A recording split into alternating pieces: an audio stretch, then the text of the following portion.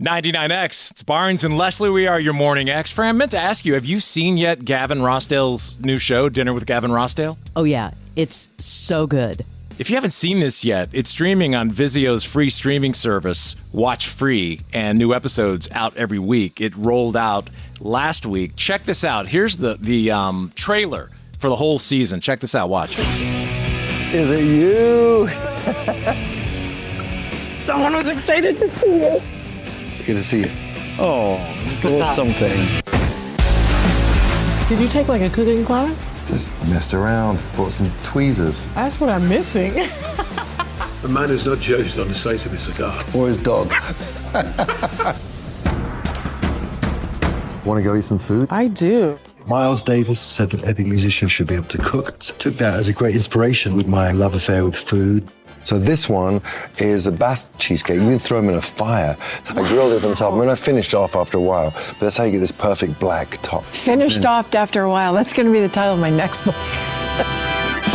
My mum told me always to do that. You couldn't ask a kid their measurements. Barbara Walters asked me my measurements and asked me to stand up. And I stood up. I stood up. You know, we come from basically nothing, then you make these lives. How do you navigate that? It wasn't that big a deal that I was diagnosed with MS. It was that it had gone on so long. What do you say? Do you do? When it all comes down. It's not unusual to find that I'm in love with you. Oh, yeah. I think it looks awesome. I saw the first episode, and it's so cinematic.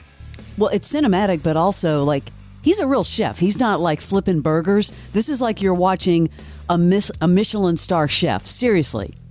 Yeah, I think it's... You want to call him? Let's give him a call and tell him we like it. I mean, I feel like... What do you mean, call? What do you mean? Well, we've known Gavin how many years? 28? Yeah, but we should set it up through, like, the proper channels. I should call, like, a publicist or something. What? Come on. It's Gavin Rossdale. He's not going to get mad. That's kind of invasive. So I'm going to call him. Barnes. Hold on a second. I'm going to call him. He's not going to care. This. Hold on. I'm dialing it up. Always.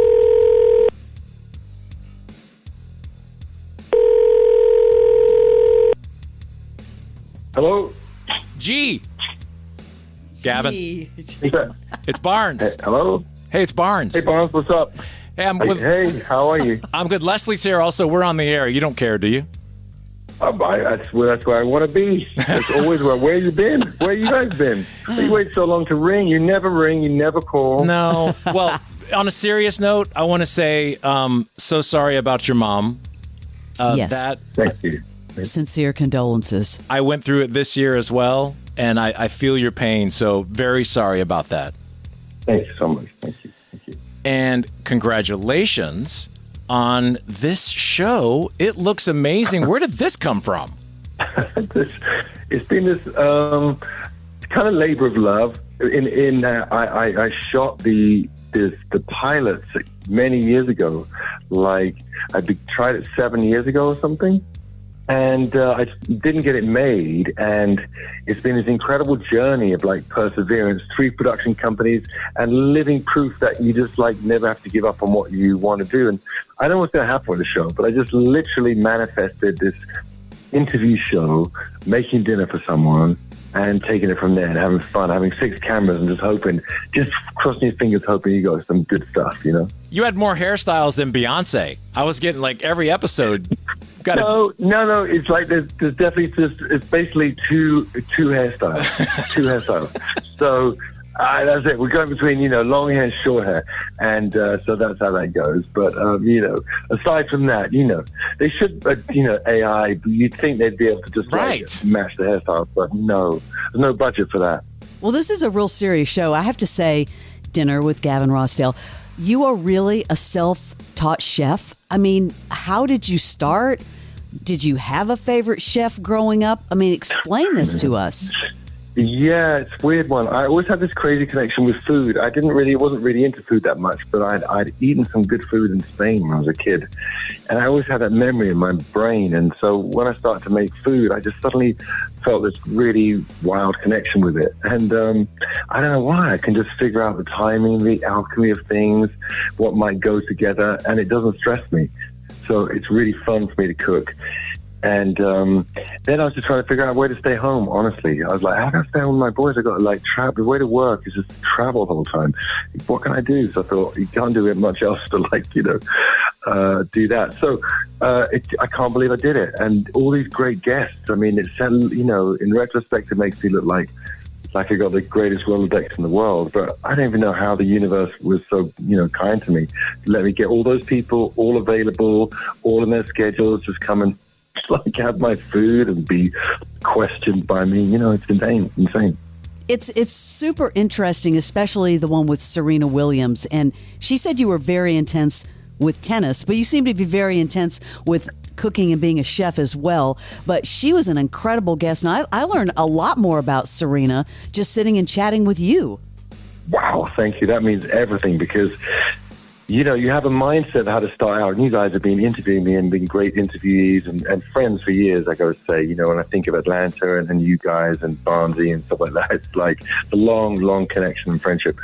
So, but it's just a really great thing to give of yourself, the way that she does, who she is, and just to be around that. And, you want to get in there and ask questions, but, in an interview, when you ask some of the questions, you may have 15 follow-up questions, things you want to find out, but the conversation has gone 4 miles left, and your questions mean nothing now, and you're just in this terrain of conversation and seeing where it goes. So it was an intense experience, but they were all great. I was so lucky with all the guests, and all different. It's really impressive. I want to get into your dinner list here in a second. I want to play a clip of Serena. And when this came out, I had no idea it was coming, and I had heard the concept. And when I actually saw it, like I mentioned earlier, it's so cinematic. It's so beautifully shot, and it really is an interesting side of you doing the interview. And then your mind has to adjust to oh my God, there's Tom Jones, or oh my God, that's Serena Williams. Yeah. And you're just hanging. So kudos to you for putting it out there. I know you did all this with your money. Kudos to me for not burning the dinner. Exactly. Not burning the dinner. And not burning the house. Can you hang out for a second? I know we interrupted you out of nowhere, but can you hang tight? I want to play a scene and catch up with you. Here's a scene from it. It's dinner with Gavin Rossdale. This is when he was with Serena Williams.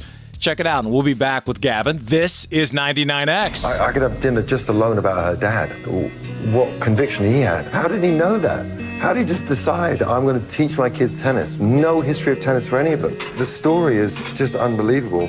It just blows me away that, I don't understand how your dad, or you tell me, what made him decide that you guys should be... It was a way out of Compton.